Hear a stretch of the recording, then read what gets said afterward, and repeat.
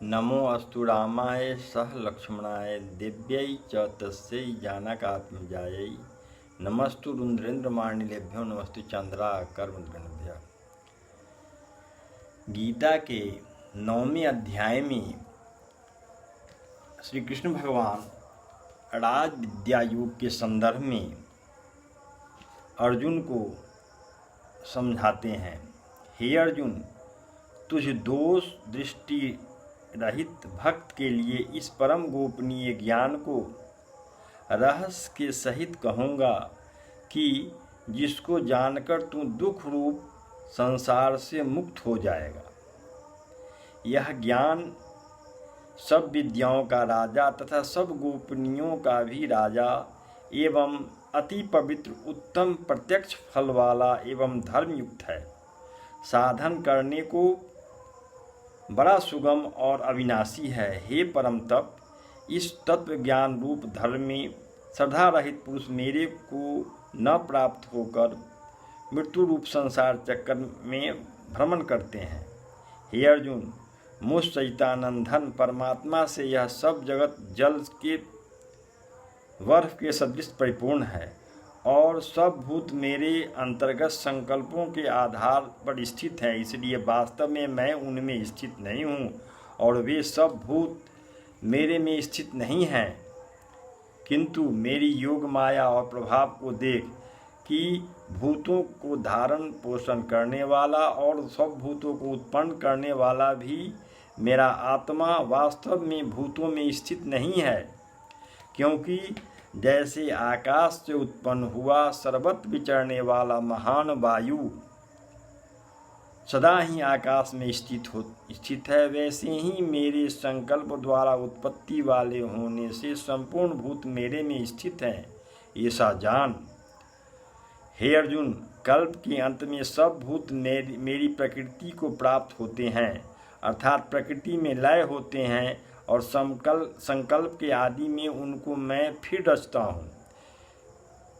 कैसे कि अपनी त्रिगुणमयी माया को अंगीकार करके स्वभाव के वश में परतंत्र हुआ इस संपूर्ण भूत समुदाय को बारंबार उनके कर्मों के अनुसार रचता हूँ। हे अर्जुन, उन कर्मों में आसक्ति रहित और उदासीन के सदृश स्थित हुए मुझ परमात्मा को वे कर्म नहीं बांधते।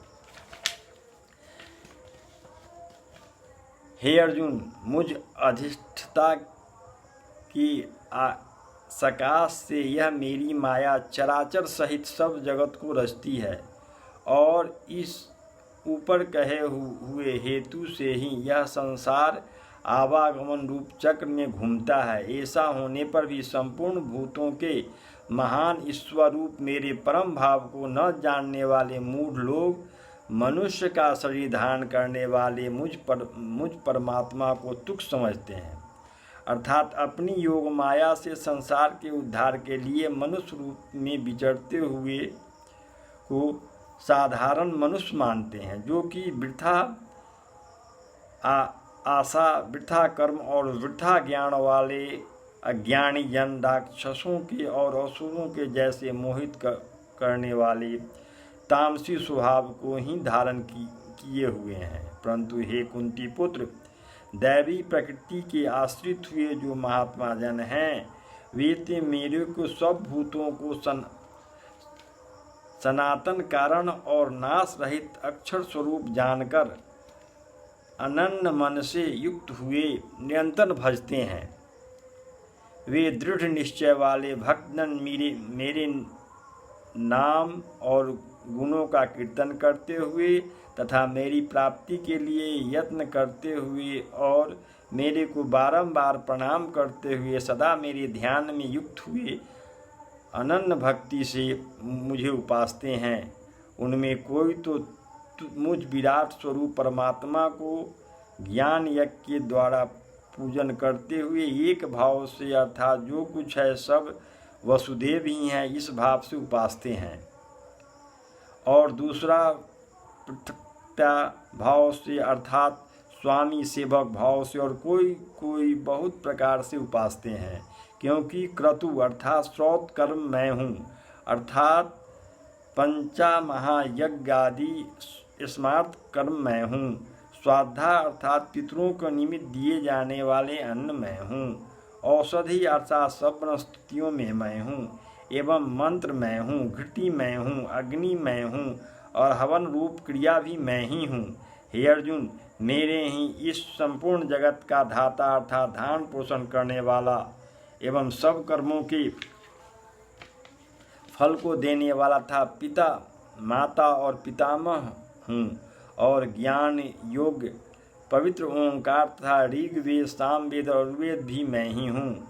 हे अर्जुन, प्राप्त होने योग्य तथा भरण पोषण करने वाले, सबका स्वामी, शुभाशुभ का देने वाला, सबका वास स्थान और शरण लेने योग्य तथा प्रति उपकार न चाहकर हित करने वाला और उत्पत्ति प्रलय रूप तथा सबका आधार, निधान और अविनाशी कारण भी मैं ही हूँ। मैं ही सूर्य रूप हुआ तपता हूँ, वर्षा को आकर्षण करता हूँ और बरसाता हूँ।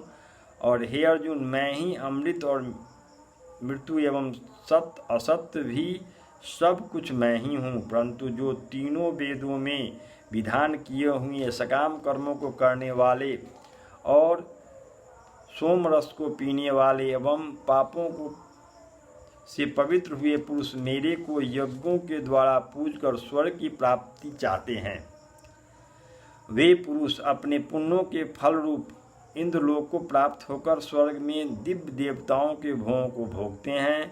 वे उस विशाल स्वर्ग को भोग कर पुण्य क्षीण होने पर मृतलोक को प्राप्त होते हैं।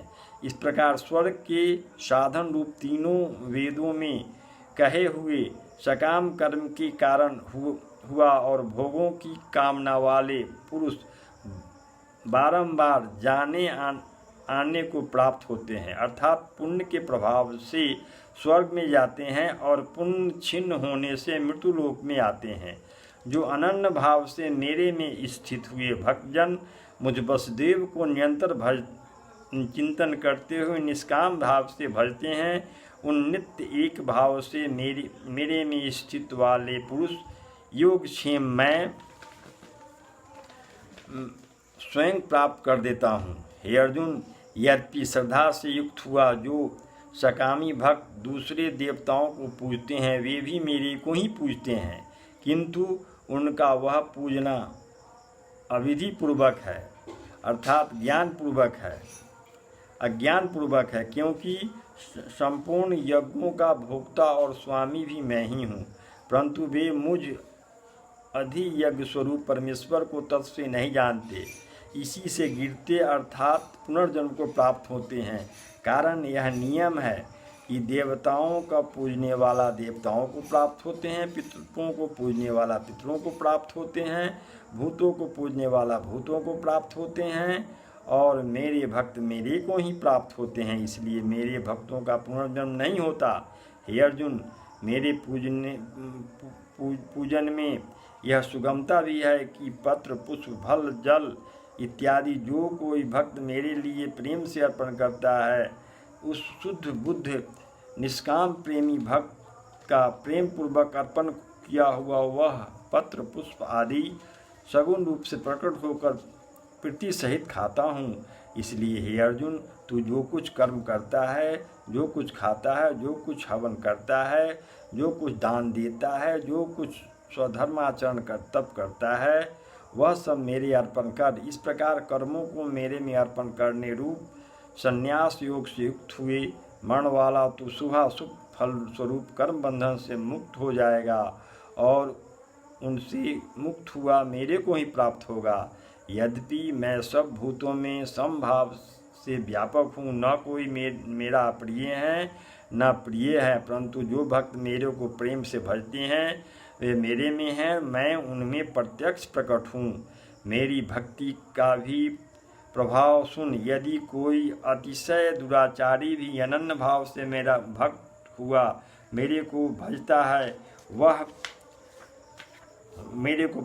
है, वह साधु ही मानने योग्य है, क्योंकि वह यथार्थ निश्चय वाला है, अर्थात उनमें भली प्रकार निश्चय कर लिया है कि परमेश्वर के भजन के समान अन्य कुछ भी नहीं है, इसलिए वह शीघ्र ही धर्मात्मा हो जाता है और सदा रहने वाली परम शांति को प्राप्त होता है। अर्जुन, तू निश्चय पूर्वक सत्य जान कि मेरा भक्त नष्ट नहीं होता, क्योंकि हे अर्जुन, स्त्री, वैश्य, शूद्र आदि तथा पाप योनि वाले भी जो कोई होवे, वे भी मेरे शरण होकर तो परम गति को ही प्राप्त होते हैं। फिर क्या कहना है कि पुण्यशाली ब्राह्मणजन तथा राजर्षि भक्तजन परम गति को प्राप्त होते हैं। इसलिए तू सुख रहित क्षणभंगुर इस मनुष्य शरीर को प्राप्त होकर निरंतर मेरा ही भजन कर। अर्थात मनुष्य शरीर सदा दुर्लभ है,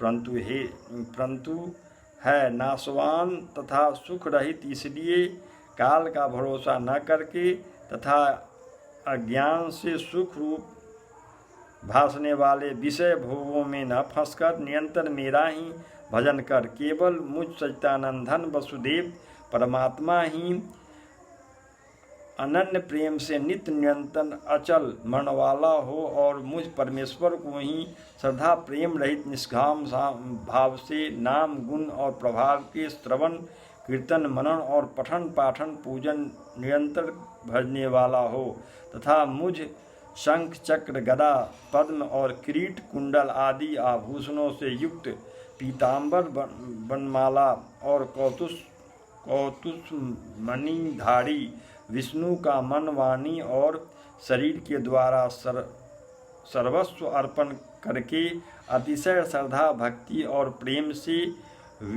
विह्वलता पूर्वक पूजन करने वाला हो और मुझ सर्वशक्तिमान विभूति बल ऐश्वर्य माधुर्य गंभीरता उदारता वात्सलता और सुहृदयता आदि गुणों से संपन्न सबके आश्रय रहित वसुदेव को विनय भावपूर्वक भक्ति सहित साष्टांग दंडवत प्रणाम कर इस प्रकार मेरे शरण हुए। तू आत्मा को मेरे में एक ही भाव करके मेरे को ही प्राप्त